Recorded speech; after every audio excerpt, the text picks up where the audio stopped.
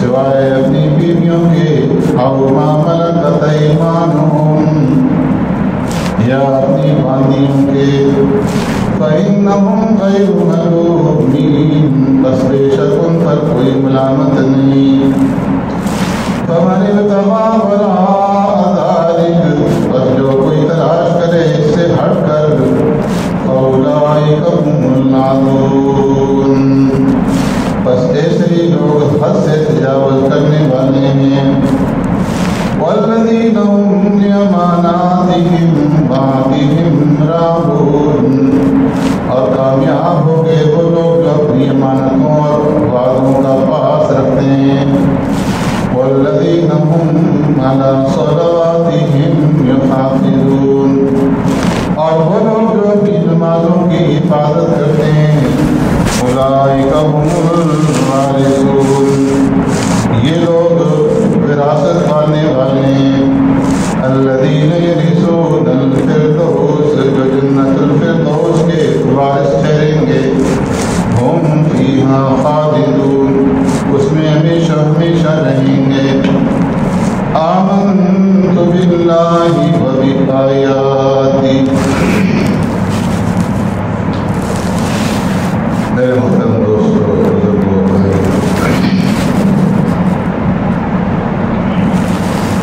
سورہ مومنون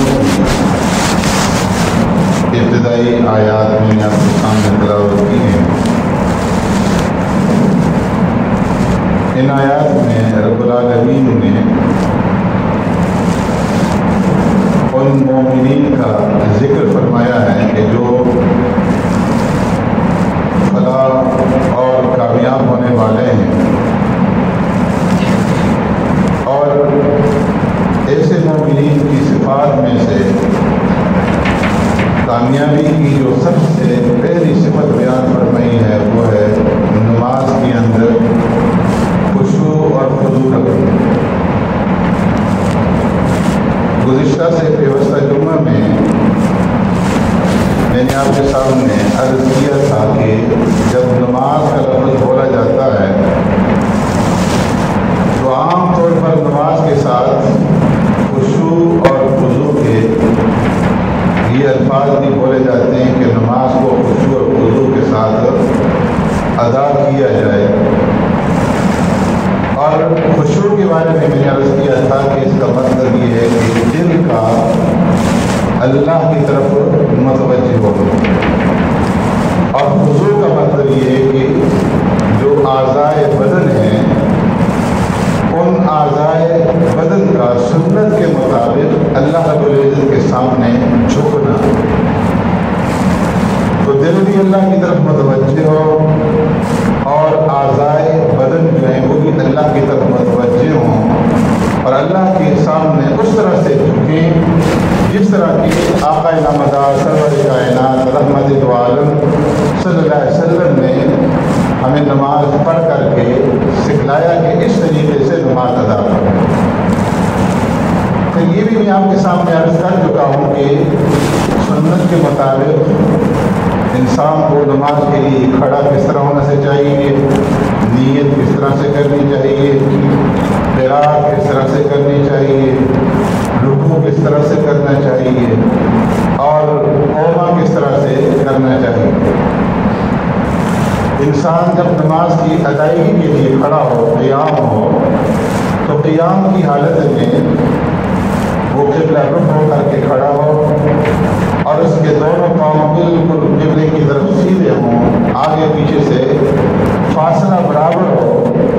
پیچھے سے پینچی کی طرح سے جڑے ہوئے نہ ہوں آگے سے زیادہ کھلے ہوئے نہ ہوں بلکہ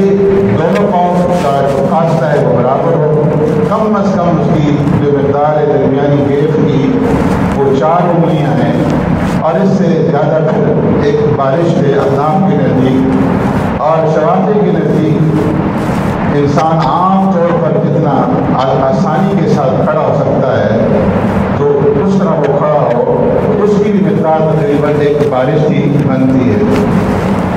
اور جب کھڑا ہو تو قیام کی حالت میں اس کی نگاہ جو ہے وہ سجدے کی جگہ کے اوپر ہو اور اس کی جو اوپر کا بدن ہے یہ زیادہ جھکا ہوا نہ ہو صرف اس قدر اس کے اندر جھکاؤ ہو نظر جو ہے وہ سجدے کی جگہ ٹھیک پڑے، کمر کے اندر جو ہے وہ خم نہیں آنا چاہیے۔ اور جس وقت قیام کی حالت میں ہو تو بالکل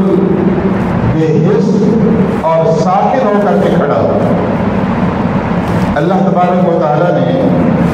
قرآن کریم کے اندر فرمایا کہ وَقُومُوا لِلَّهِ قَانِتِينَ، کہ جب تم اللہ کے سامنے کھڑے ہو تو قانت بن کر کے، ساکت بن کر کے، بے حس اور بے حرکت ہو کر کے کھڑے ہو۔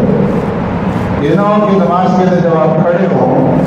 تو کبھی جو ہے کپڑوں کے ساتھ کھیل رہے ہوں، کبھی داڑھی کے ساتھ کھیل رہے ہوں، کبھی جسم کو جو ہے حرکت دے رہے ہوں فضول میں، کبھی آگے کر رہے ہیں، کبھی پیچھے کر رہے ہیں، کبھی کھجلی کر رہے ہیں، کبھی پسینہ صاف کر رہے ہیں۔ تو فرمایا کہ یہ جو ہے اگر ایسا کریں گے تو خلاف ادب ہوگا، خلاف سنت ہوگا، اور اللہ کے اس حکم کے خلاف ہوگا کہ وَقُومُوا لِلَّهِ قَانِتِينَ، کہ نماز کے اندر جب کھڑے ہو تو بے حس اور بے حرکت ہو کر کے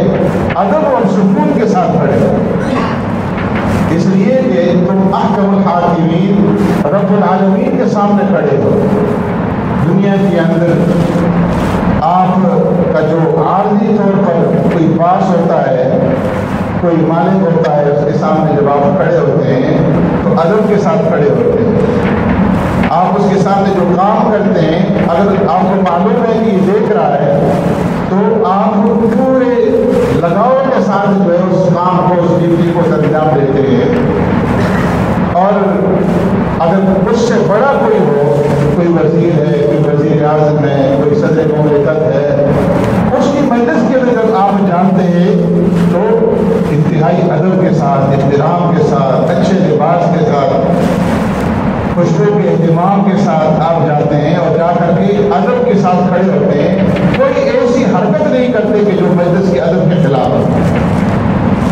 تو رب العالمین الحاکمین، جس کا ہمارے اوپر اتنے انعامات ہیں کہ بھائی تعدوا نعمت اللہ لا تحصوها، ان انعامات کا گننا کسی کے بس کے اندر ہی نہیں ہے، کوئی شمار کر ہی نہیں سکتا۔ دنیا کے جو حکمران ہیں وہ تو کچھ مختصر سا عارضی سطح پر ملتا ہے انسان کو، مہینے کی تنخواہ مل جائے گی، لیکن جس سے سب کچھ ہمیں دیا ہے، ہمیں زندگی دی اور ہمیں صحت دی، ہمیں اولاد دی اور ہمیں بیوی بچے دیے، ہمیں کنبہ خاندان رشتے دار دیے اور ہمیں جائیدادیں دی، سب کچھ اس کا دیا ہوا ہے، سانس اس کا دیا ہوا ہم استعمال کر رہے ہیں، اس کی حکم کے بغیر ہم حرکت نہیں کر سکتے۔ اس کی اتنی نعمتیں اور اس کے سامنے جب آپ کھڑے ہوں تو اس طرح بے دردی کے ساتھ اور بے توجہی کے ساتھ کھڑے ہوں اور جس طرح سے آئیں اس طرح کھڑے ہو جائیں، فرمایا یہ شان ادب کے خلاف۔ حضرت نبی صلی اللہ علیہ وسلم انسانی شکل میں پیارے پیغمبر صلی اللہ علیہ وسلم کے پاس آتے ہیں، فاروق اعظم رضی اللہ تعالیٰ عنہ حدیث کے راوی ہیں کہ ایک مرتبہ آپ پیارے پیغمبر صلی اللہ علیہ وسلم کے پاس بیٹھے ہوئے تھے کہ اس طرح علینا رجل شدید البیاض الثیاب شدید سواد الشعر، کہ اچانک ایک آدمی آیا اور اس آدمی کی حالت یہ تھی کہ بہترین صاف ستھرے سفید کپڑے پہنے ہوئے تھے اور اس کے بالکل سیاہ بال تھے، لیکن لا علیہ اثر السفر ولا یعرف منا احد، نہ تو اس کے اوپر سفر کے کوئی اثرات تھے اور نہ ہم میں سے کوئی سے پہچانتا تھا۔ اگر دور سے آتا تو اس کے اوپر سفر کے اثرات ہوتے، کپڑوں کے اوپر گرد لگی ہوتی، بالوں کے اوپر گرد غبار ہوتا، جس سے معلوم ہی ہوتا تھا کہ یہ آدمی دور سے نہیں آیا، لیکن لا یعرف منا احد، ہم میں سے کوئی پہچانتا بھی نہیں تھا، تو اس سے یہ معلوم تھا کہ یہاں کا رہنے والا بھی نہیں ہے۔ تو وہ آدمی آئے اور آ کر کے پیارے پیغمبر صلی اللہ علیہ وسلم کے سامنے دو زانوں باادب ہو کر کے بیٹھ گئے، جس طرح کہ ایک باادب شاگرد اپنے استاد کے سامنے بیٹھتا ہے۔ فَأَسْنَدَ رُكْبَتَيْهِ إِلَىٰ رُكْبَتَيْهِ، پیارے پیغمبر صلی اللہ علیہ وسلم کے سامنے اس نے اپنے دونوں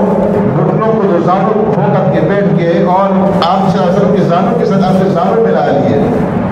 وَوَضَعَ يَدَيْهِ عَلَىٰ فَخِذَيْهِ، دونوں ہاتھ اپنے رانوں کے اوپر رکھ دیے اور اس کے بعد پھر ادب کے ساتھ سوال کیا، اخبرنی یا محمد مل اسلام، اسلام کس چیز کا نام ہے؟ پہلے اسلام کے بارے میں سوال کیا، پیارے پیغمبر صلی اللہ علیہ وسلم نے جواب دیا، الاسلام ان تشهد ان لا الہ الا اللہ وان محمد رسول اللہ واقام الصلاۃ وایتاء الزکاۃ وتصوم رمضان وتحج البیت من استطاع الیہ سبیلا۔ اسلام اس چیز کا نام ہے کہ تم اس بات کی شہادت دو کہ اللہ کے سوا کوئی عبادت کے لائق نہیں اور محمد صلی اللہ علیہ وسلم اللہ کے رسول ہے، اور اس کے بعد تم نماز کی ادائیگی کرو، روزوں کو رکھو، رمضان مبارک کے روزے رکھو، اگر تم صاحب استطاعت ہو زکوٰۃ ادا کرو، صاحب استطاعت ہو حج کرو۔ تو اس آدمی نے اس سوال کا جواب سننے کے بعد کہا کہ صدقت، آپ نے سچ فرمایا۔ فاروق اعظم رضی اللہ تعالیٰ عنہ فرماتے ہیں کہ ہمیں بڑا تعجب ہوا کہ یہ آدمی کیسا ہے کہ خود سوال بھی کر رہا ہے، سوال سے معلوم ہوتا ہے کہ اس کو معلوم نہیں ہے، اور پھر خود تصدیق بھی کر رہا ہے جس سے معلوم ہوتا ہے کہ اس کو ان سوالات کے جوابات پہلے سے معلوم تھے۔ پھر دوسرا سوال کیا، اخبرنی عن الایمان، ایمان کے بارے میں بتائیے کہ ایمان کس چیز کا نام ہے؟ تو آپ صلی اللہ علیہ وسلم فرمایا کہ تؤمن باللہ وملائکتہ وکتبہ ورسلہ والیوم الآخر والقدر خیرہ وشرہ من اللہ تعالی والبعث بعد الموت۔ کہ اس ایمان اس چیز کا نام ہے کہ اللہ کے اوپر ایمان رکھو، فرشتوں کے اوپر، کتابوں کے اوپر، رسولوں کے اوپر، قیامت کے دن کے اوپر، اچھی بری تقدیر کے اوپر تم ایمان رکھو۔ پھر اس نے سوال کیا مل احسان، اے اللہ کے رسول احسان کے بارے میں بتائیے۔ تو آپ نے فرمایا ان تعبد اللہ کأنک تراہ، کہ جب تم اللہ کی عبادت کرو تو اس طریقے سے اللہ کی عبادت کرو کہ گویا تم اپنے رب کو دیکھ رہے ہو۔ تو اس لیے جب قیام کی حالت میں ہو نماز کے اندر تو ہمارا یہ تصور ہو کہ ہم اپنے رب کو دیکھ رہے ہیں، ہماری عبادت اس طرح سے ہو کہ ہمارا اللہ ہمارے سامنے ہے اور ہم اپنے رب کا دیدار کر رہے ہیں۔ اور فرمایا کہ اگر یہ درجہ کسی کو حاصل نہیں ہے فَإِن لَمْ تَكُنْ تَرَاهُ فَإِنَّهُ يَرَاكَ، تو کم از کم تمہارا یہ تصور، یہ گمان، یہ عقیدہ، یہ خیال ہونا چاہیے کہ میرا رب تو مجھے دیکھ رہا ہے، میں اپنے رب کے سامنے کھڑا ہوں اور میرا رب میری تمام حرکات اور سکانات سے واقف ہے۔ إِنَّهُ عَلِيمٌ بِذَاتِ الصُّدُورِ، جو میرے دل کے اندر وساوس آ رہے ہیں، جو خیالات آ رہے ہیں، میرا رب ان کو وساوس اور ان خیالات کو جانتا ہے، وہ میری ہر حرکت کو دیکھ رہا ہے۔ تو قیام کی حالت میں اس طریقے سے بے سکون ہو کر کے، بے حرکت ہو کر کے اللہ کے سامنے کھڑے ہو جاؤ کہ میں اپنے رب کو دیکھ رہا ہوں، اور اگر یہ درجہ نہ ہو تو کم از کم یہ درجہ حاصل ہو، یہ تصور ہو کہ میرا رب میری ہر ایک حرکت کے اوپر نظر رکھے ہوئے ہے، میں اپنے رب کے سامنے کھڑا ہوں اور وہ سب کچھ جانتا ہے۔ فرمایا کہ یہ صفت احسان اگر حاصل ہو جائے گی تو یہ عبادت کا جو مغز ہے، تصور جو جتنا بھی ہے، وہ سارا کا سارا تصور اسی کے اوپر ہے کہ انسان کو یہ صفت احسان جو ہے یہ حاصل ہو جائے کہ اللہ کی عبادت کرے تو ایسے طریقے سے کرے کہ میرا رب مجھے دیکھ رہا ہے، میں اس کے سامنے ہوں اور میں اپنے رب کو دیکھ رہا ہوں۔ ایک صحابی پیارے پیغمبر صلی اللہ علیہ وسلم کے پاس آتے ہیں، نماز پڑھتے ہیں، آپ مسجد نبوی میں تشریف فرمائیں، نماز پڑھنے کے بعد سرکار دو عالم صلی اللہ علیہ وسلم کی خدمت میں حاضر ہوتے ہیں اور آ کر کے سلام کرتے ہیں۔ پیارے پیغمبر صلی اللہ علیہ وسلم جواب دیتے ہیں وعلیکم السلام، قم فصلی فإنک لم تصلی، فرمایا کہ جاؤ، کھڑے ہو جاؤ، جا کر کے نماز ادا کرو، اس لیے کہ تم نے نماز ادا نہیں کی۔ وہ نماز پڑھ کر کے آئے تھے، لیکن آپ صلی اللہ علیہ وسلم سے واپس گئے، دوبارہ نماز پڑھی، جس طرح اس کی عادت بنی ہوئی تھی، اپنی عادت کے مطابق جلدی جلدی سے نماز پڑھ کر کے پھر آئے اور آ کر کے پھر سلام کیا۔ پیارے پیغمبر صلی اللہ علیہ وسلم نے دوبارہ فرمایا وعلیکم السلام، تم فصلی فإنک لم تصلی، جاؤ اور جا کر کے نماز پڑھو، تم نے نماز ادا نہیں کی۔ دوسری مرتبہ پھر گئے، جا کر کے پھر نماز پڑھی اور نماز پڑھنے کے بعد پھر آئے، سلام کیا، تو سرکار دو عالم صلی اللہ علیہ وسلم نے ارشاد فرمایا کہ ارجع فصلی فإنک لم تصلی، جاؤ جا کر کے دوبارہ نماز پڑھو، تم نے نماز نہیں ادا کی۔ اب اس نے سوال کیا کہ اللہ کے رسول علمنی، مجھے بتا دیجیے، مجھے تو اسی طرح نماز پڑھنے کا طریقہ آتا ہے، مجھے بتائیے کہ میں کس طرح سے نماز ادا کروں۔ تو پیارے پیغمبر صلی اللہ علیہ وسلم نے اس کو نماز پڑھنا سکھلایا کہ جب تم نماز پڑھو تو اس طرح سے قیام کرو، اس طرح سے قرات کرو، اس طرح سے رکوع کرو کہ تمہاری کمر جو ہے بالکل رکوع کے اندر سیدھی ہو جائے، اور اس کے بعد تمہارا قوما اس طرح سے ہو کہ کمر بالکل سیدھی ہو جائے، سجدہ اس طریقے سے کرو اور جلسہ اس طریقے سے کرو، پوری نماز کا طریقہ جو ہے وہ آپ صلی اللہ علیہ وسلم نے ان کو سکھلائے۔ اب یہاں سے سوال پیدا ہوتا ہے کہ پیارے پیغمبر صلی اللہ علیہ وسلم نے جب پہلی مرتبہ وہ نماز پڑھ کر کے آئے تھے، آپ نے اسے واپس بھیجا اور آپ صلی اللہ علیہ وسلم نے اسے نماز پڑھنے کا طریقہ کیوں نہیں بتایا؟ فرمایا کہ اس کی دو وجوہات تھی۔ ایک وجہ تو یہ تھی کہ انہوں نے پوچھا نہیں۔ فرمایا کہ جب تک انسان کے اندر طلب پیدا نہ ہو اس وقت تک بسا اوقات کسی کو کوئی بات بتا دینا اس کا فائدہ نہیں ہوتا۔ پہلے طلب پیدا کرنی مقصود تھی کہ جب تک اس نے پوچھا نہیں، پیارے پیغمبر صلی اللہ علیہ وسلم نے بتایا نہیں، اور جب 3 دفعہ پڑھنے کے بعد اسے احساس ہوا کہ میری اندر جو ہے کوئی کمی کوتاہی ہے جس کی وجہ سے پیارے پیغمبر صلی اللہ علیہ وسلم بار بار واپس کر رہے ہیں، تو اب انہوں نے سوال کیا، تو سوال کے جواب میں پیارے پیغمبر صلی اللہ علیہ وسلم نے ان کو سمجھایا۔ اور دوسری وجہ یہ تھی کہ جب 3 دفعہ اس کو واپس کیا جائے گا اور پھر جب یہ نماز کا طریقہ سیکھیں گے تو وہ طریقہ ہمیشہ ہمیشہ کے لیے ان کے ذہن کے اندر جو وہ بیٹھ جائے گا، پیبند ہو جائے گا۔ اس لیے میرے پیغمبر صلی اللہ علیہ وسلم نے جب تک ان کے اندر طلب پیدا نہیں ہوئی تھی ان کو طریقہ نہیں بتایا، اور جب طلب پیدا ہو گئی تو آپ صلی اللہ علیہ وسلم نے پوری نماز پڑھنے کا طریقہ انہیں سکھلایا، اور ان کی وجہ سے صحابہ اکرام نے بھی نماز پڑھنے کا پورا طریقہ سیکھا، اور جس کی وجہ سے صحابہ اکرام اس صحابی کے شکر مند ہوئے کہ ان کی وجہ سے اللہ کے رسول صلی اللہ علیہ وسلم سے ہمیں نماز پڑھنے کا پورا طریقہ جو ہے معلوم ہو گیا۔ تو اس لیے فرمایا کہ جب نماز ادا کرو تو قیام بھی ٹھیک ہو، رکوع بھی ٹھیک ہو، اور قوما جو ہے وہ بھی ٹھیک ہو۔ اس کے اندر یہ نہیں ہے کہ انسان ٹھوکر مار دے جلدی جلدی سے، قوما اس طریقے سے کرے کہ اس کے اندر کمر بھی پوری سیدھی ہو جائے۔ اور میں نے آپ کے سامنے عرض کر دیا تھا کہ قوما کے اندر جو ہے کون سی دعائیں جو وہ بھی انسان کو پڑھنی چاہیے۔ اب قوما کے بعد جو ہے نمبر آتا ہے سجدے کا، کہ جب انسان سمع اللہ لمن حمدہ کر کے کھڑا ہو جاتا ہے تو اس کے بعد اگلا نمبر ہے سجدے کا۔ تو فرمایا کہ جب سجدے کے اندر آپ جائیں، اللہ اکبر کہتے ہوئے سجدے میں جائیں، تو سجدے میں سب سے پہلے آپ کی جو دونوں زانو ہیں یہ زمین کے اوپر لگے، اور جس وقت تک آپ کے زانو زمین کے اوپر نہیں ٹک جاتے اس وقت تک جو اوپر کا باڈی کا حصہ ہے یہ آگے کی طرف نہیں جھکنا چاہیے،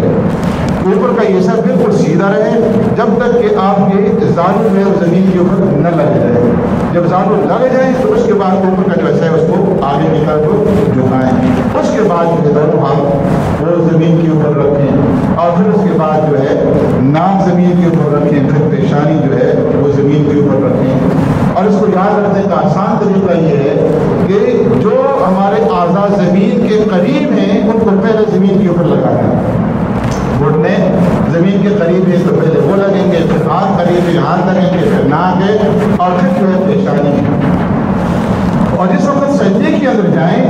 تو آپ کے جو دونوں پاؤں ہیں یہ بالکل سیدھے کھڑے ہوں، جو ایڑی ہے وہ اوپر کی طرف سیدھی کھڑی ہو، اور جو انگلیاں ہیں یہ قبلہ رخ ہوں۔ دونوں پاؤں کی جو انگلیاں ہیں یہ بالکل قبلہ رخ ہونی چاہیے۔ بعض لوگ ایسے ہوتے ہیں کہ ان کے لیے موڑنا مشکل ہوتا ہے، معذور ہوتے ہیں، تو جس قدر وہ موڑ سکتے ہیں اپنی انگلیوں کو قبلے کی طرف اس قدر موڑ دیں، لیکن اگر موڑ سکتی ہیں تو بالکل قبلہ رخ جو ہے وہ انگلیاں ہونی چاہیے۔ اور پھر آپ جس وقت سجدہ کرتے ہیں تو آپ کا جو سر ہے وہ دونوں ہاتھوں کے درمیان میں اس طریقے سے رکھا جائے کہ جو ہاتھوں کے انگوٹھے ہیں یہ انگوٹھوں کا سرا کانوں کی جو لو ہے اس کے برابر میں بالکل آ جائے،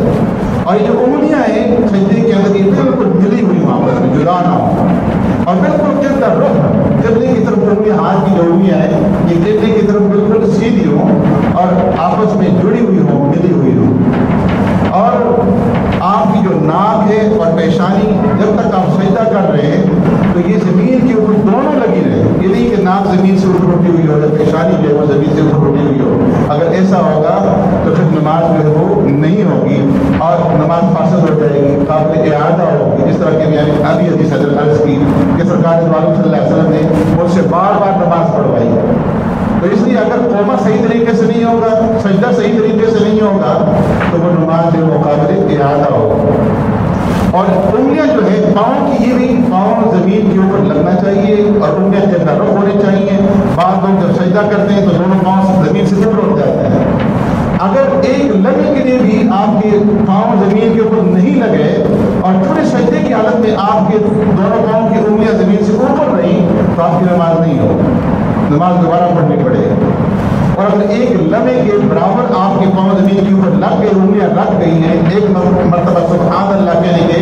مقدار میں اگر آپ کی انگلیاں زمین کے اوپر لگ گئی ہیں تو پھر آپ کی نماز جو وہ درست ہو جائے گی.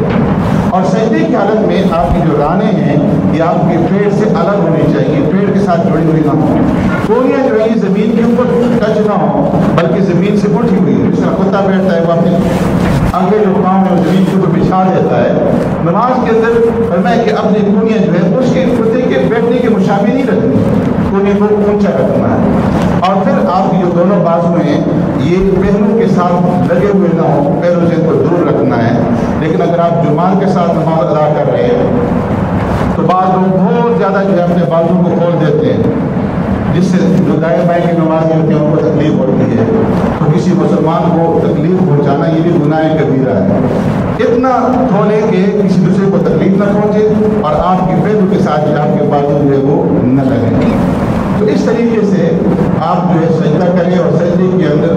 کم از کم 3 مرتبہ یا 5 مرتبہ یا 7 مرتبہ یا 11 مرتبہ سبحان ربی الاعلی اس کی جو ہے تسبیحات پڑھیں. اور جب آپ سجدہ کر لیں تو اس کے بعد آپ جب اللہ اکبر کر کے بیٹھیں گے تو اس کو جلسہ کہتے ہیں. 2 سجدوں کے درمیان میں جو آپ تھوڑی دیر بیٹھتے ہیں اس کو جلسہ کہتے ہیں. اگر آپ نے سر اوپر کیا اور سیدھے بیٹھے نہیں اور دوسرے سجدے کے اندر چلے گئے تو نماز خلاف سنت ہوگی, خلاف ادب ہو. اس لیے جب آپ سجدے سے اٹھیں تو پہلے آپ کی پیشانی اوپر اٹھنی چاہیے, پھر آپ کی ناک اوپر اٹھنی چاہیے اور پھر اس کے بعد آپ کے دونوں ہاتھ جو ہے وہ اوپر اٹھنے چاہیے. اور اس کے بعد آپ جو ہے اپنے ہاتھ اپنے رانوں کے اوپر رکھیں اور جو بایاں پاؤں ہے اس کو بچھا دیں, دایاں پاؤں جو ہے اس کو کھڑا کر دیں, اس کی انگلیاں جو ہے رکھوں اور بائیں پاؤں کو بچھا کر کے اس کے اوپر بیٹھیں. اور جلسے کی حالت میں آپ کی جو انگلیاں ہیں یہ اس طرح گھٹنے سے نیچے جھکی ہوئی نہ ہو بلکہ یہ انگلیاں گھٹنے کی جو حد ہے اس حد تک پہنچ جائیں. آگے کی طرف جھکے نہ ہو بلکہ یہ سیدھے ٹکنے کی طرف رہنی چاہیے. جہاں سے گھٹنا شروع ہوتا ہے وہاں پر انگلیوں تک جو ہے وہ اختتام ہے.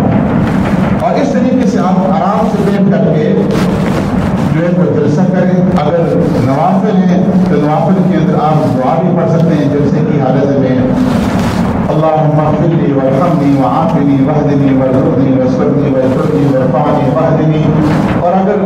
فرائض ہے تو اس کی اندر دعا پڑھنے کی ضرورت نہیں, نوافل میں آپ جو ہے اس دعا کو بھی پڑھ سکتے ہیں. یا کم از کم اتنا آپ بیٹھنے کی جتنی دیر آپ سجدے میں رہے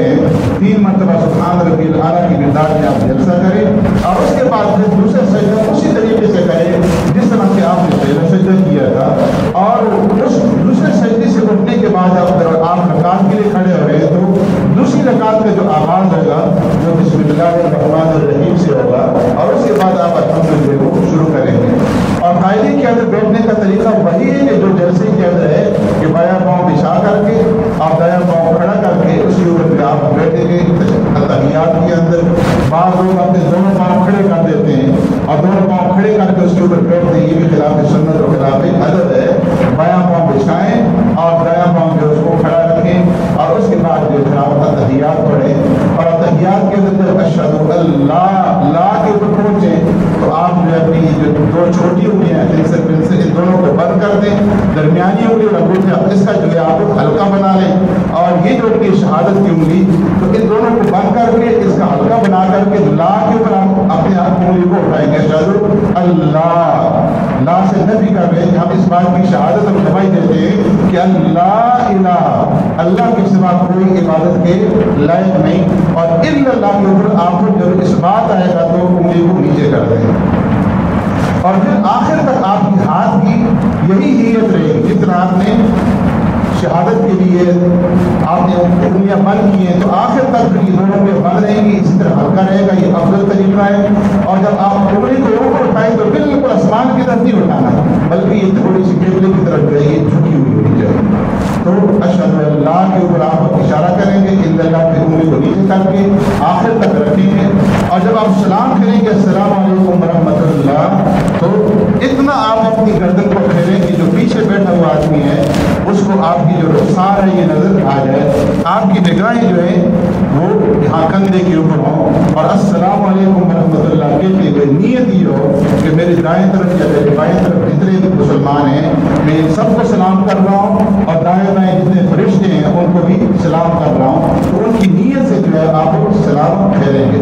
آپ جب تحیات بیٹھے ہوئے تو اس وقت آپ کی نظر جو ہے آپ کی گود کے اندر ہونی چاہیے، رکوع کی حالت میں آپ کی پاؤں کی انگلیوں کے اوپر ہونی چاہیے، قیام کی حالت میں سجدے کے اوپر جو ہے آپ کی